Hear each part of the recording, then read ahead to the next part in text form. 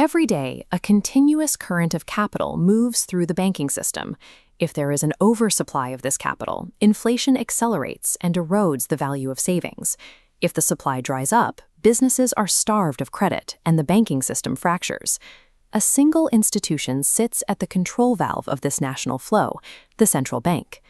This diagram maps the modern components of liquidity. Far beyond physical paper money, it forms an interconnected system of digital bank reserves, government bond yields, and foreign assets. To see how this control mechanism operates, we have to examine it in two distinct environments: a functioning stable market and a severe structural collapse, like the ongoing crisis in Beirut. If a central bank fails to manage this flow, the state cannot function. Government workers go unpaid, critical imports halt, and the national economy stops entirely. In a stable environment like the United Kingdom, the central bank uses highly calibrated mathematical tools to combat inflation. By holding its key lending rate high, currently at 3.75%, the Bank of England makes borrowing expensive. This restricts the amount of credit available to consumers and businesses, cooling down economic demand.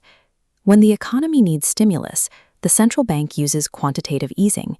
It creates new digital money to purchase government bonds, flooding the financial system with active cash. This illustrates quantitative tightening.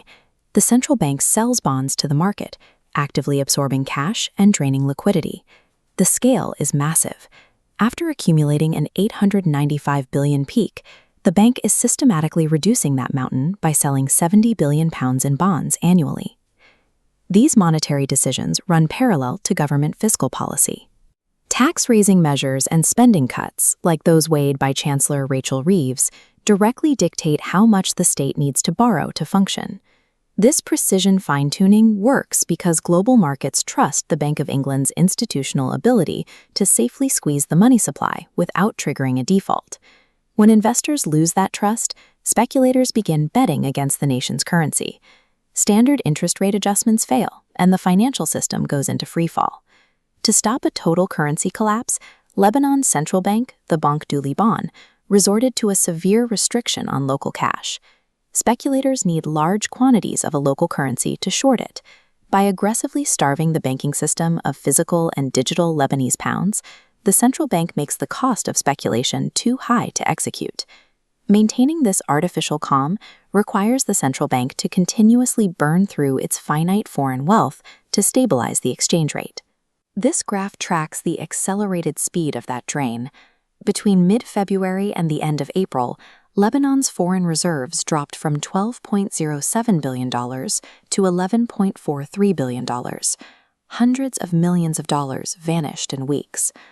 By comparison, the Central Bank of Syria attempted a managed float of its currency in 2025, but the policy collapsed. They lacked the foreign currency reserves required to actually intervene in the market. Without institutional credibility, a central bank has no surgical options. It can only sacrifice its remaining foreign wealth to keep the domestic currency functioning another day. Advanced economies know how quickly panic can spread, prompting institutions like the European Central Bank to develop new emergency backstops. The Transmission Protection Instrument allows the ECB to intervene if borrowing costs for a specific European country spike due to disorderly market panic. The central bank steps in and buys that country's bonds to force yields back down. These sophisticated interventions require heavy financial ammunition. Globally, that ammunition takes the form of foreign exchange reserves, which remain overwhelmingly dominated by the US dollar. A central bank's most effective tool is its psychological credibility. The entire system relies on the market's absolute belief that the institution can and will honor its debts. By tightening or loosening the flow of liquidity, central banks dictate the economic survival of the state. If they lose their grip on that valve, the currency falls, and the broader economy collapses with it.